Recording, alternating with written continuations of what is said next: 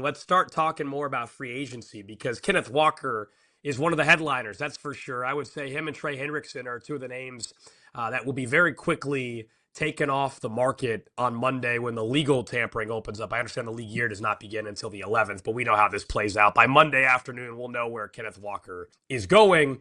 And there's a lot of speculation about where he could go. The Denver Broncos reportedly are very interested in Kenneth Walker, looking to spend some money at the running back spot. Another team in the AFC West, the Kansas City Chiefs, need running back help. There's some reports suggesting that Kenneth Walker in Kansas City could be a potential landing spot. We can get to some of these other positions. I think Kenneth Walker, one, the timing could not be better for this guy. I mean, it was what a perfect alignment of the planets here for him, man. He ends up having a great postseason. It's a contract year. Then he's Super Bowl MVP.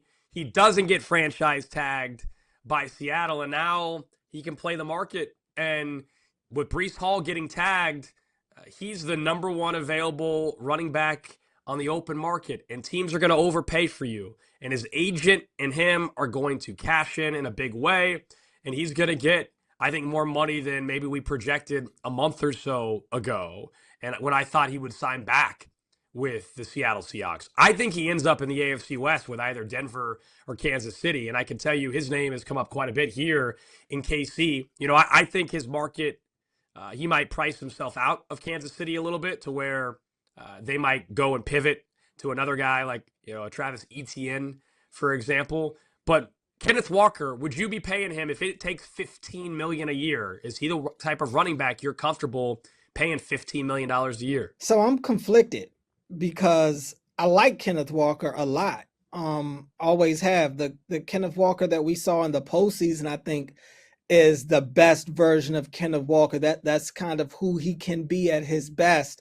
Throughout the season, look, he appeared in all 17 games. He kind of squeaked over the 1,000-yard mark, but only had 5 rushing touchdowns. And a lot of his numbers were impeded due to Zach Charbonnet kind of being such a vulture. I'm a big fantasy football guy, and Zach Charbonnet was at the top of my hit list, man, because this dude would just vulture touchdowns every time they got inside the 5 or inside the 10. So do kind of wonder how good could his numbers have been had he really been given that true RB1 type of runway. But I think that, look, he has dealt with injuries throughout his career. This was the first year that he actually appeared in all 17 games. So I think that they tried to preserve his body a little bit, and that's why Zach Charbonnet got in on a lot of those short yardage situations. But in the playoffs, it didn't end up being their demise the way that usual Sam Darnold-led offenses end up being, is because they didn't have to put the ball in Sam Darnold's hands a lot, because Kenneth Walker led that charge. They were able to hand it off to him. He was great as a receiver out of the backfield as well. I think he can be that every down back, but the durability concerns are probably real. I don't know if I would want to make Kenneth Walker the highest paid running back in the league or anything like that. Probably not, honestly. Probably not. But I do think that he is a guy that if you can acquire him, especially for a good rate, he immediately elevates your offense. He's a tough runner. He breaks tackles. He has breakaway speed, even though it's kind of deceptive. But this is a dude that, again, the postseason showed us, you can kind of put your offense on his back and let him carry you for a stretch, and that can really take some of the mileage off your quarterback. We saw that in that first half of the Super Bowl. I mean, the entire offense was Kenneth Walker and on his way to a Super Bowl MVP. And it's pretty rare. I think it's only happened 4 or 5 times in NFL history where a guy will be Super Bowl MVP and not return to the same team that he was on. And it sure doesn't right now appear that he's going back to Seattle. I think for some of these teams that are interested in Walker, it's a team that knows that they're not in position to draft a Jeremiah Love, you know, that Jeremiah Love might go sooner than their pick. You know, the Chiefs need running back help desperately. They got to get more explosive. You got Patrick Mahomes coming off an ACL injury. A run game can help you a little bit. And they just were not explosive whatsoever in that run game. That's where Walker comes into play. I just wonder, and look, we all know the Twitter account Ricky Scoops, which is a fun follow and controversial, but usually he's correct. He or she is correct. He suggests the Chiefs could be the favorite for Kenneth Walker. And the feeling here is that the Chiefs think Jeremiah Love won't be there at 9 anyway. And so could this be their pivot? I mean, they're going to sign, I think their first free agent signing is going to be a running back. The question is, to me, is it Kenneth Walker or is it ETN? I would prefer Walker, but not at 15 million or 16 million a year. I would rather take ETN if I could pay him 11 or 12 or 10 million dollars a year. I'm fine with that trade off. I think ETN's a better pass catcher than Kenneth Walker, and that to me in a Chiefs offense at least would be more intriguing. But if you look at Denver, man, they drafted RJ Harvey, and they're one of the teams that people believe really like Kenneth Walker. J.K. Dobbins was good when he was healthy. He can't stay healthy, so I think the Broncos are going to move on from Dobbins. But you pair up R.J. Harvey, who played in all 17 games, with the Kenneth Walker, with the Sean Payton style of offense, and then to me, you go and spend a high pick on one of the top tight ends there in Denver, Stowers Sadiq, the tight end out of Oregon.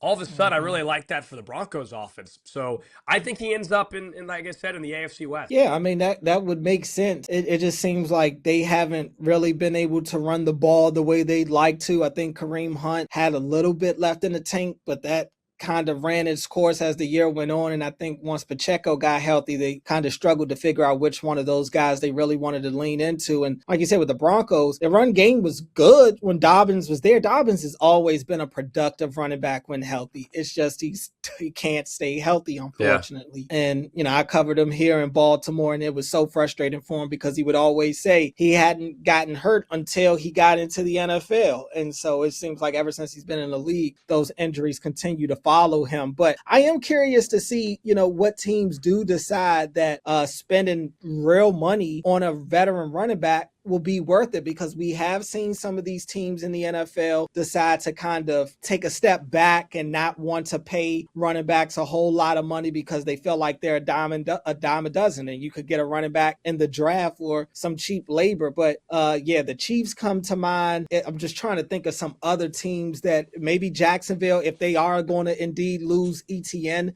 maybe that's a team to watch. Tennessee also, but I don't think Kenneth Walker wants to go to the bottom end of the totem pole. I think when you win a Super Bowl, I think there's a reason teams like Denver and Kansas City are the teams that are being mentioned. He still wants to go somewhere where he can compete for a Super Bowl. I will say that you brought up the kind of the trend in the league where with running backs, I actually think it shifted back to where teams are valuing the running back again. I mean, I think we've seen it with the fact that Breece Hall is going to probably get a brand new contract, the kind of money that Kenneth Walker is going to get. I think we've seen, look at the final four teams that were in the postseason this year. You had a 1-2 punch prior to the injury in Seattle. You had Kenneth Walker and Charbonnet. New England had Henderson and Ramondre Stevenson. And the Rams had Corum and Kyron Williams. Denver, they had RJ Harvey, but they also had J.K. Dobbins when he was healthy. I think you go and you look at some of these teams that have been towards the top of the league here recently. They either have one of the stud guys like a Saquon Barkley, or they've got a good 1-2 punch. And I think that's where the league has shifted back to. And I think that, frankly, was an issue for,